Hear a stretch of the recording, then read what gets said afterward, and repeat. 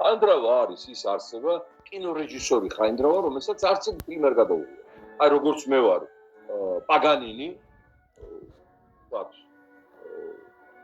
ხელოვნების ვაქსფეროში, ისია კინორეჟისორი, აი ეს მორფში ჩამბალი საქართველოს პედისწერა, დაწყებული 80-იანი წლებიდან, გაგრძელებული აფხაზეთით, რომელიც დაანადგურა და ყველაფერი გაყიდა, ეს გაყიდვა შეიძლება გახურებულოს დავაშვეს სამოქალაქო დაპირისპირებისას ხალხის დახვრეტა და ის ავტომატის სირბილი და შემდგომ პერიოდებში, რა ვიცი, ეს არის უბედურება ქვეყნის. აი ესეთი ადამიანი მართლა არ უნდა დაიბადოს. მერთოლაბადი არ უნდა დაიბადოს. ეხლა გამოდის და უკვე ასე ვთქვათ, ამართლებს არაბიზაციას საქართველოში, იმიტომ რომ უხდის დიდ ფულს, ბიზნესოვანი.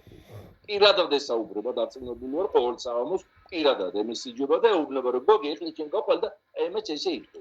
ეს უნამუსო, სულ გაყიდული მორფინისტი, მორფის გამო ეხლა ზოგიერთი მორფინისტი, ჩვენ ბავშვობაში ამბობდნენ, ცოლებს აბარებენო სადღაცობა. ახლა ამან ქვეყანა ჩააბარა.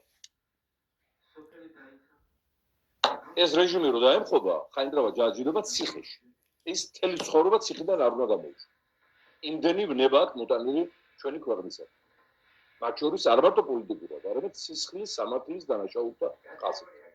და სამწუხაროა, რომ მას გამოუჩნდნენ და ადრე მოუჩნდნენ სხვა მოღალატეები, ეს გულაშვილების, მანჯავიძეები, ის ვიღაც ქართველი შვილი, ვითომ ეროვნული მოძრაობის თავს რო იკლავდნენ ერზე და ტრადიციებზე და გამოდიან და დაკივია, რომ აბა როგორ გინდათ ახლა, აბა ინვესტიცია, აბა სამუშაო ადგილებს როგორ გავხსნით, აბა ყველაფერზე გაამართლებენ, ოღონდ ფული იყოს, ოღონდ რაიმე სარგებელი მიიღონ თავიანთი სტომაქისთვის და ჯიბისთვის და თელს საქართველოს გაიმეტებენ ცუნამისა და ტორნადოსათვის. არც ერთ ქართველი აღარ დავჭირ.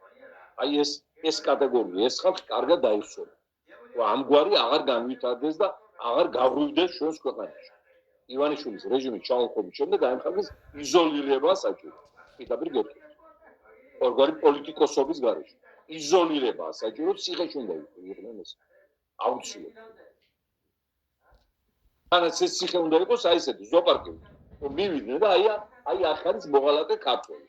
უნდა ისხდნენ იქ მაიმუნებივით, ბოდიში მაიმუნებთან სტაფილოს ჭამდნენ და ის რა ქვია, ბავშვები უყურებდნენ როგორია მოღალატეს ბედი საქართველოს.